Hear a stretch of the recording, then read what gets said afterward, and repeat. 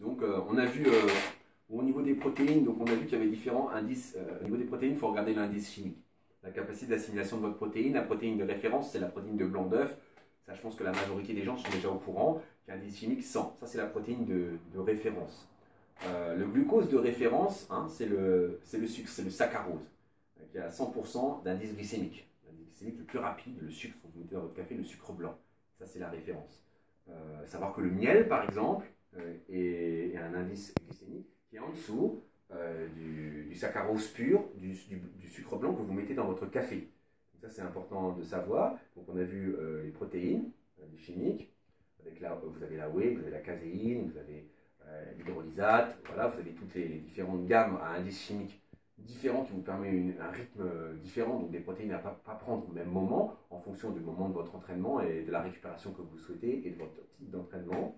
Vous avez les glucides en fonction de votre type d'entraînement, votre morphotype, de votre capacité aussi à garder le sucre ou à le rejeter.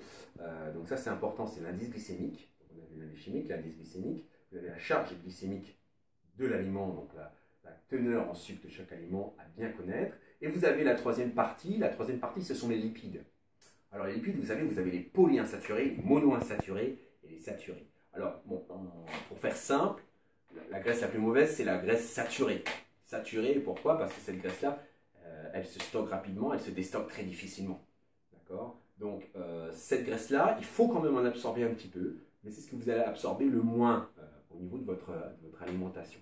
Il faut surtout privilégier, bon bah ça, vous avez déjà des informations sur ça, de l'huile de noix, de l'huile de colza, de l'huile d'olive, dans une faible mesure aussi de l'huile de lin. À savoir par exemple que l'huile de lin, faites attention, parce que les huiles sont très bonnes à prendre, mais il faut faire attention la température à laquelle vous prenez chaque huile. Parce que les huiles deviennent toxiques à certaines températures. Si vous prenez de l'huile de lin chauffée, elle est très toxique pour le corps, vous pouvez vous empoisonner. C'est pour ça que l'huile de lin est interdite en France.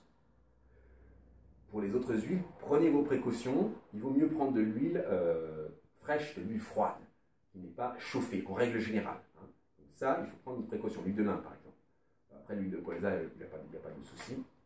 Les autres huiles, je n'ai pas repéré de soucis particuliers. Il y en a peut-être. Renseignez-vous bien sur cette question. Et les graisses saturées, vous pouvez les limiter simplement parce qu'elle est visible.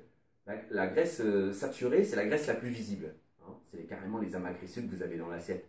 Donc effectivement, soi-disant, ça dépend des goûts aussi, mais ça donne plus de goût à la viande. La graisse saturée, ça donne un côté moelleux, ça donne plus de saveur à la viande pour certaines personnes. Mais après, la saveur, elle se retrouve dans les bourrelets qui sont difficilement déstockables.